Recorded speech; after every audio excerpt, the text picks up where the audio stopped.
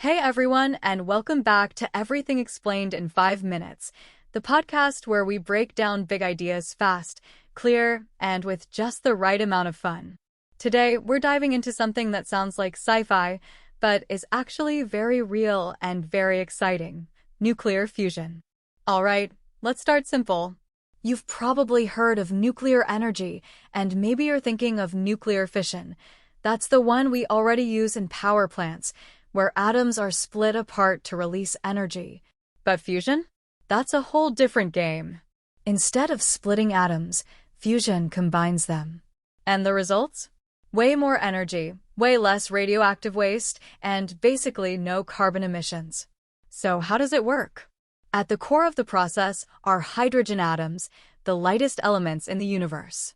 In a fusion reaction, we take two types of hydrogen, usually deuterium and tritium, and force them to collide. When they fuse, they form a new element, helium, and in that process, a tiny bit of their mass is converted into a huge burst of energy. It's the same reaction that powers the sun. That's right, every second. Our sun fuses around 600 million tons of hydrogen into helium. And we're trying to recreate that on Earth. In a lab, with magnets. And here's where things get wild. To make fusion happen, hydrogen atoms need to be extremely hot. We're talking over 100 million degrees Celsius. That's hotter than the core of the sun. At those temperatures, atoms lose their electrons and become plasma, a state of matter that's incredibly energetic and incredibly hard to control. So how do we control it? One way is using powerful magnetic fields to contain the plasma in a donut-shaped chamber called a tokamak. That's what projects like ITER in France and others are working on. These magnets keep the plasma suspended in space, away from the walls, so it doesn't melt everything. It's basically a science fiction force field, except it's real. Now, you might be thinking, this sounds amazing. So, why aren't we using fusion yet? Well, here's the catch. Fusion works in the lab, but it's still incredibly hard and expensive to make it sustainable, meaning we need the reaction to produce more energy than we put in.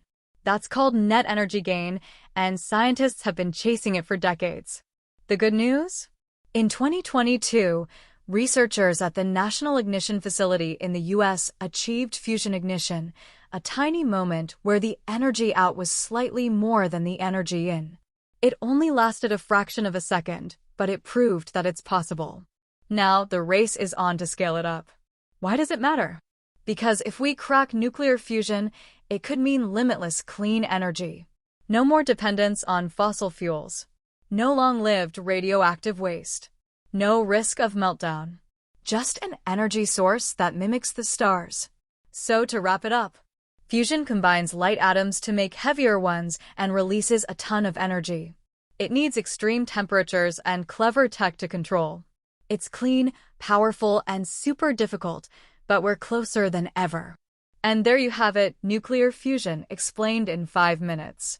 If you learned something new today, hit follow and come back next time for another big idea, made small and simple.